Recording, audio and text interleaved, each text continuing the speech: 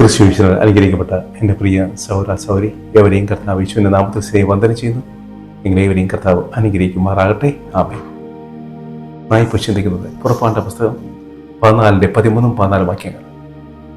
മോശ ഇസ്രായേൽ ജനങ്ങളെ ഈജിപ്തിൽ നിന്ന് വിടുവിച്ച് മരുഭൂമിയുടെ യാത്ര ചെയ്ത് പാക്ഷേപ്പോന് സമീപത്തുള്ള പീഹാ ഹിരോസിനരികെ പാളയമടിച്ചിരിക്കുമ്പോൾ ഫറവോനും അവരുടെ സൈന്യവും ഇസ്രായേൽ ജനങ്ങൾക്ക് നേരെ വരുന്നത് കണ്ട് ഇസ്രായേൽ ജനങ്ങൾ അത്യന്തം ഭയപ്പെട്ട് നിലവിളിച്ച് മോശയ്ക്കെതിരെ പെറുപെറുത്തു.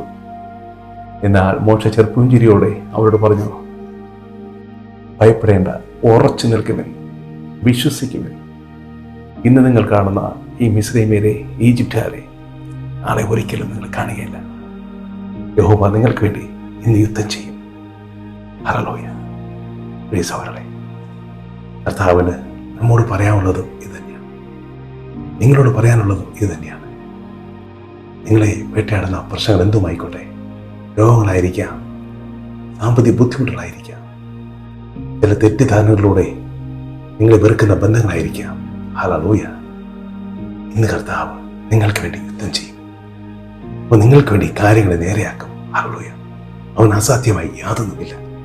നിങ്ങളെ വെറുത്തവർ സ്നേഹിക്കും. ഹല്ലേലൂയ. നിങ്ങളുടെ ശത്രുക്കളും നിങ്ങളെ മിത്രങ്ങളായി തീരും. ഹല്ലേലൂയ. വിശ്വസിക്കുന്നവർക്ക് ഒരു ആമേൻ പറയാമോ? ഒരു പ്രശ്നവും ഇനി നിങ്ങളെ പിന്തുടരുകയില്ല, വേട്ടയാടുകയില്ല. ഹല്ലേലൂയ. വിശ്വസിക്കുക. കർത്താവിന് അസാധ്യമായി യാതൊന്നുമില്ല. നാം കർത്താവിനെ സ്നേഹിക്കുമ്പോൾ കർത്താവ് 10 മടങ്ങായി നമ്മെ സ്നേഹിക്കുന്നു. അവൻ നമുക്ക് വേണ്ടതെല്ലാം കരുതിക്കൊള്ളുന്നു. ഹല്ലേലൂയ. അവൻ അസാധ്യമായി യാതൊന്നുമില്ല. വിശ്വസിക്കുക.